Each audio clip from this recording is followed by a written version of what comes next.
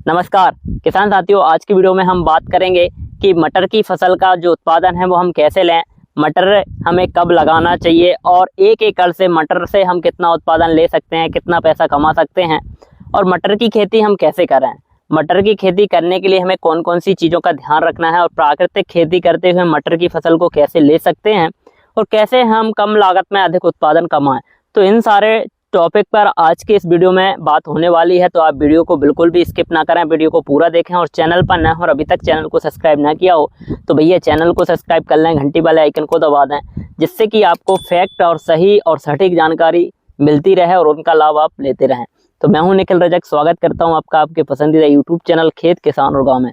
तो किसान साथियों, जैसा कि आप देख पा रहे हैं, हम जहाँ पर आज वीडियो कवर कर रहे हैं यह हमारे मटर का प्लॉट है, जहाँ पर हमने मटर की फसल को लगाया था और मटर की फसल तैयार हो गई है और इस तरीके से मटर के जो दाने हैं वो तैयार हुए हैं और काफ़ी अच्छी फसल तैयार हुई है। तो आज की वीडियो में हम बात करेंगे कि जो हमने मटर की फसल लगाई थी उसमें हमने क्या क्या दिया है, कब दिया है और कौन कौन सी समस्या आई और उनके नियंत्रण के लिए हमने क्या क्या अप्लाई किया और क्या हमें रिजल्ट मिले हैं। तो सबसे पहले हम बात करेंगे कि हमने जो मटर की फसल लगाई थी वो हमने हमने मटर की सीड सोविंग की थी अपने खेत पर। इसमें हमने यदि वैरायटी की बात करें तो GS10 वैरायटी को लिया था और इसमें हमने PO7 भी लिया था। तो यह दो वैरायटियाँ हमने अपने खेत में लगाई थी और दोनों वैरायटियाँ काफ़ी अच्छी तरीके से तैयार हुई हैं, लेकिन GS10 थोड़ा लंबे समय में तैयार होता है, यह 70 से 80 दिन ले लेता है और PO7 वैरायटी जो है वो 55 से 60 दिन में हार्वेस्टिंग पे आ जाता है। तो आप दोनों में से कोई भी एक वैरायटी का चयन करें। AP3 भी काफ़ी अच्छी वैरायटी है, उसको भी आप लगा सकते हैं। तो किसान साथियों, सीड सोविंग करने से पहले मटर की फसल में क्या क्या खाद उर्वरक देना होता है, बेसल खाद में हमने क्या दिया था।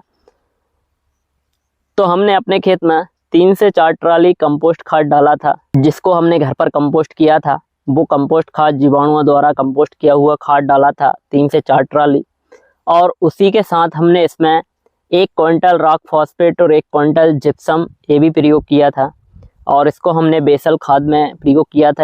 और यह खाद डालने के बाद में हमने रोटावेटर कराया था। रोटावेटर कराने के बाद में हमने सीड सोविंग की थी और सीड सोविंग करने से पहले हमने सीड ट्रीटमेंट किया था जैविक तरीके से, तो वो भी मैंने चैनल पर डाला है। यदि आपने वो नहीं देखा होगा कि जैविक तरीके से हम बीजों का उपचार कैसे करें, तो किसान साथियों उसकी लिंक मैं डिस्क्रिप्शन में दे देता हूँ, तो आप वहाँ से जाके देख लें कि सीड ट्रीटमेंट हम कैसे करते हैं। तो वह करने से हमारी फसल में यह फ़ायदा हुआ कि जड़ गलन की जो समस्या शुरुआत में मटर की फसल में आती है वो नहीं आया और पूरी फसल में उकटा रोग की जो समस्या है वो देखने को नहीं मिली। इसी के साथ जब हमारी सीड सोविंग हो गई थी तो उसके बाद में हमने इसमें पानी नहीं दिया था, क्योंकि हमने गहरी बुआई की थी और खेत में नमी थी। तो उस कारण से हमने जैसे ही हमारी फसल का जो जर्मिनेशन है वो हुआ, उसके बाद में हमने इसमें छिंचाई की और छिंचाई के साथ में हमने ऊर्जा जल चलाया 500 लीटर प्रति एकड़ के हिसाब से।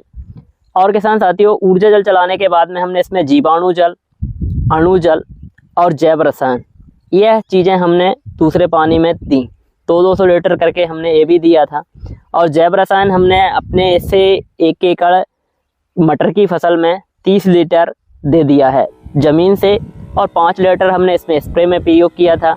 हमने इसमें 3 स्प्रे किए। सबसे पहला जो स्प्रे था वो था हमारा अणु जल का, जिसका वीडियो भी मैंने डाला है, यदि वो भी ना देखा हो तो उसकी लिंक भी मैं डिस्क्रिप्शन में दे देता हूँ।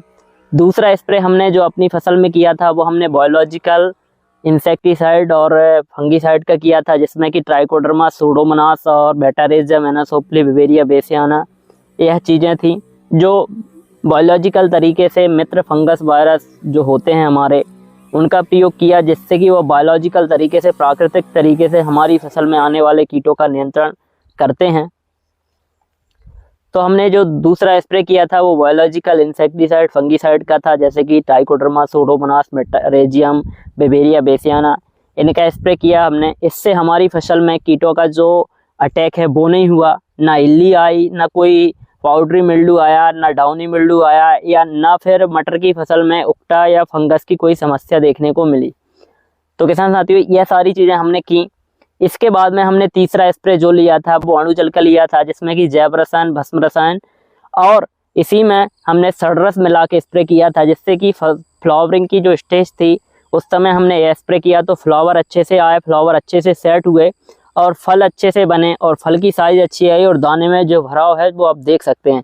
तो किसान साथियों, मटर की फसल में हमने 3 स्प्रे और 2 पानी के साथ में हमने फर्टिगेशन किया है, तो काफ़ी अच्छी मटर की फसल तैयार हुई है। आप देख सकते हैं कि मटर की फसल की जो क्रॉप है वो कित अच्छी तरीके से लगी हुई है और मटर भी काफ़ी अच्छे से फला है। और इसकी जो हार्वेस्टिंग है वो हमने एक हार्वेस्टिंग कराई है अभी, और थोड़े मार्केट में रेट डाउन होने के कारण हमने इसकी जो हार्वेस्टिंग है उसको रोका, ताकि हम इसको पका के सीड बना के और फिर हम उसकी मंडी में मार्केटिंग करें।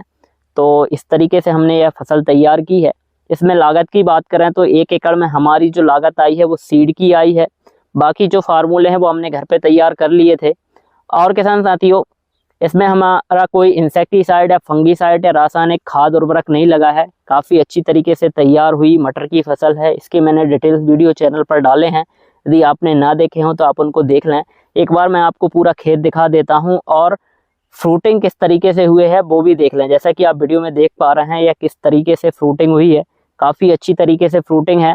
और इसमें जो एक तुड़ाई का जो माल है वो 20 क्विंटल निकला है, और अभी यदि हम सीड बना के तैयार करेंगे तो 15 से 20 क्विंटल माल निकलेगा। तो इसकी जो मार्केट प्राइस होती है सीड की वो 35 से 40 रुपए केजी होती है, और जो फली बेचते हैं हम वो भी हरी मटर की जो प्राइस होती है वो 40 से 50 होती है। लेकिन बीच में अभी 15 से 20 रुपए केजी जा रहा था, जिसमें कि तुड़ाई का जो खर्चा था हमारा वो 10 केजी प्रति किलो आ रहा था। तो उसमें लागत थोड़ी ज़्यादा थी और प्रॉफिट नहीं हो रहा था, तो उस वजह से हमने तुड़ाई को रोका और हम उसको सीड में कन्वर्ट कर रहे हैं। तो किसान साथियों, इस तरीके से भी हम काम कर सकते हैं। और मटर की फसल एक ऐसी फसल है जो किसान को लखपति भी बना सकती है, क्योंकि इसमें लागत की बात करें तो ज़्यादा नहीं होती है, कॉस्ट कम होती है, और यह फसल मौसम पर डिपेंड होती है। यदि हमने सही तरीके से इसको मैनेज कर लिया तो किसान साथियों काफ़ी अच्छा उत्पादन यह मटर की फसल देती है, क्योंकि यह प्राकृतिक खेती में सफल खेती मानी जा सकती है, क्योंकि इसको न्यूट्रिएंट्स की जो ज़रूरत है वो कम होती है। सिर्फ इसमें फंगस जनित जो रोग होते हैं वो ज़्यादा लगते हैं और इल्ली का प्रकोप भी होता है। तो उसके नियंत्रण के लिए हमें प्रिवेंटिव से काम करना होता है। हम प्रिवेंटिव से बायोलॉजिकल इंसेक्टिसाइड फंगीसाइड का प्रयोग करें, और हर 8 दिन में हम यदि ये स्प्रे करेंगे तो निश्चित मानिए आपकी फसल जो है पूर्णतः स्वस्थ रहेगी। और मैं हर वीडियो में आपको बताता हूं कि यदि आपने प्रिवेंटिव में रोग आने से पहले कोई भी बायोलॉजिकल इंसेक्टिसाइड फंगीसाइड का स्प्रे किया तो आपकी फसल में वो रोग नहीं आएगा। तो किसान साथियों, हमें अपनी खेत को पॉजिटिव करते हुए पंचमहाभूत आधारित खेती करना है। तो वीडियो में दी गई जानकारी यदि आपको अच्छी लगी हो, वीडियो पसंद आया हो, तो भैया वीडियो को लाइक करें, चैनल को सब्सक्राइब करें और वीडियो को अन्य किसान भाइयों तक शेयर करें, ताकि सभी किसान भाई प्राकृतिक खेती से जुड़ें और किसान साथियों कम लागत में अधिक उत्पादन करके सभी लाभ कमाएं। वीडियो में कमेंट करके बताएं कि वीडियो कैसा लगा। धन्यवाद, मिलते हैं नई वीडियो में, जब तक के लिए जय जवान जय किसान।